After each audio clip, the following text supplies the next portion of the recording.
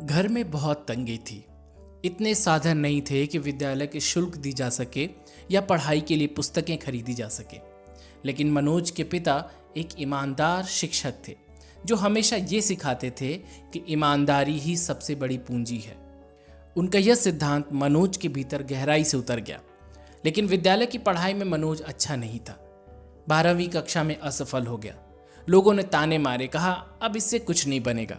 लेकिन मनोज ने हार नहीं मानी। वो अपने गांव से निकलकर ग्वालियर गया, फिर राजधानी पहुंचा, सिर्फ एक उद्देश्य लेके, और वह था कि जीवन में कुछ करके दिखाना है। राजधानी की गलियों में रहना, पैसों की कमी, न रहने का ठिकाना, न भोजन की सुविधा, मनोज ने सब कुछ सहा। लेकिन एक बात जो कभी नहीं टूटी वो था उसका संकल्प। वह एक साइकिल पर पुस्तकें पहुंचाने का काम करता, प्रचार पत्र छापता, छोटे बच्चों को पढ़ाता और जो भी थोड़ा बहुत पैसा मिलता उससे पुस्तकें खरीदता, मार्गदर्शन लेता और स्वयं पढ़ता। यहाँ एक बहुत गहरी बात छुपी है। जीवन में अक्सर रास्ते बंद हो जाएं तो अपने प्रयासों से नए मार्ग बनाओ। मनोज ने कभी भी परिस्थितियों को दोष नहीं दिया।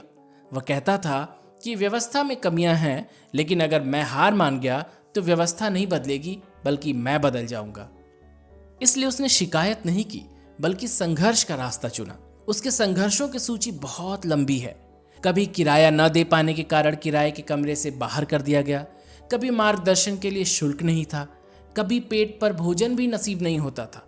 लेकिन वह कहता, अगर भूख से डर गए तो अपने स्वप्न कैसे पूरे करेंगे।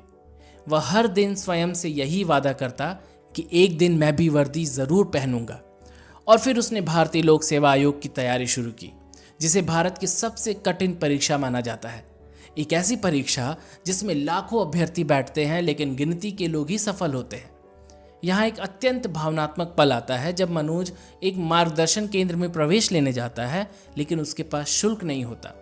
उस संस्थान के संचालक उससे कहते हैं, कोई बात नहीं, हम तुम्हें निःशुल्क पढ़ाएंगे, लेकिन तुम हमें यह वचन दो कि तुम्हें भारतीय पुलिस सेवा में चयनित होकर दिखाना है। और मनोज ने यह वचन निभाया। लेकिन यह कोई एक बार में सफल हो जाने की कहानी नहीं है। वह एक बार नहीं, दो बार नहीं, बल्कि अनेक बार असफल हुआ। हर बार जब परिणाम आता उसमें उसका नाम नहीं होता तो वह केवल एक दिन रोता और अगली सुबह फिर उठकर पढ़ाई में लग जाता। वह कहता था कि जो व्यक्ति असफलता के बाद फिर से लड़ने को तैयार होता है वही सच्चा विजेता होता है। और फिर एक दिन उसकी मेहनत रंग लाती है। मनोज शर्मा, जो कभी 12वीं कक्षा में असफल हुआ था, अब एक भारतीय पुलिस सेवा अधिकारी बन जाता है। जब वह वर्दी पहनकर अपने गांव लौटता है तो वही लोग जो कभी कहते थे इससे कुछ नहीं होगा, अब उसके साथ चित्र खिंचवाने की पंक्ति में खड़े होते हैं। लेकिन यह कहानी केवल मनोज की नहीं है। यह हर उन युवक युवती की कहानी है जो बड़े स्वप्न देखते हैं लेकिन जिनके हालात उन्हें तोड़ने की कोशिश करते हैं। यह प्रेरक अनुभव बताता है कि असफलता का अर्थ अंत नहीं होता। यह केवल एक विराम होता है, सोचने, सीखने और फिर से प्रयास करने का। मनोज के संघर्ष ने लाखों विद्यार्थियों को आशा दी है। उसने हमें सिखाया है कि मार्गदर्शन नहीं है, कोई बात नहीं, सड़क किनारे बैठकर पढ़ो। पैसे नहीं है, काम करो पर पढ़ाई मत छोड़ो। परिजन साथ नहीं है, कोई बात नहीं, स्वयं का संबल बनो। असफल हो गए, फिर से परीक्षा दो, बार बार दो जब तक कि सफल न हो जाओ। इससे भी बड़ी बात, मनोज ने कभी ईमानदारी नहीं छोड़ी। वह कहता है, अगर मैंने अपने मेहनत से यह पद प्राप्त किया है तो मैं कभी भी इस कुर्सी का दुरुपयोग नहीं करूंगा। आज जब वह पुलिस सेवा में है तो उसके हर कार्य में उसकी सादगी और ईमानदारी झलकती है। वह कभी किसी को रिश्वत नहीं देता, न ही स्वीकार करता है, क्योंकि उसके लिए भारतीय पुलिस में जाना एक उपलब्धि नहीं है, एक जिम्मेदारी है। 12वीं फेल केवल एक पुस्तक नहीं है, एक विचारधारा है, एक संदेश है हर युवा के लिए कि आपका पारिवारिक वातावरण, आपकी अंक तालिका या आपकी गरीबी आपको परिभाषित नहीं करती, आपके निर्णय करते हैं।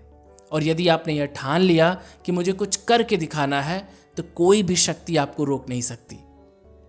अगर आप भी अभी किसी ऐसे दौर से गुजर रहे हैं जहां लगता है कि सब समाप्त हो गया है, तो याद रखिए, हर स्वप्न की एक कीमत होती है और वह कीमत है समय, मेहनत, धैर्य और आत्मविश्वास। मनोज की कहानी हमें सिखाती है कि असफलता से डरना नहीं चाहिए, उसे अपनाना चाहिए, क्योंकि हर बार जब आप गिरते हैं आप और अधिक मजबूत होकर उठते हैं। तो यह थी मनोज की कहानी, जो कि 12वीं में असफल हो गया था, लेकिन उसने हार नहीं मानी और उसने देश का सबसे कठिन परीक्षा पास करके पूरे देश को दिखा दिया कि मेहनत से आप कुछ भी पा सकते हैं। तो धन्यवाद दोस्तों, आशा करता हूँ कि आपको यह पुस्तक पसंद आई होगी। और हाँ, अगर आप कोई और पुस्तक के बारे में जानना चाहते हैं तो नीचे ज़रूर लिखें, हो सकता है कि अगली पुस्तक आपकी ही हो।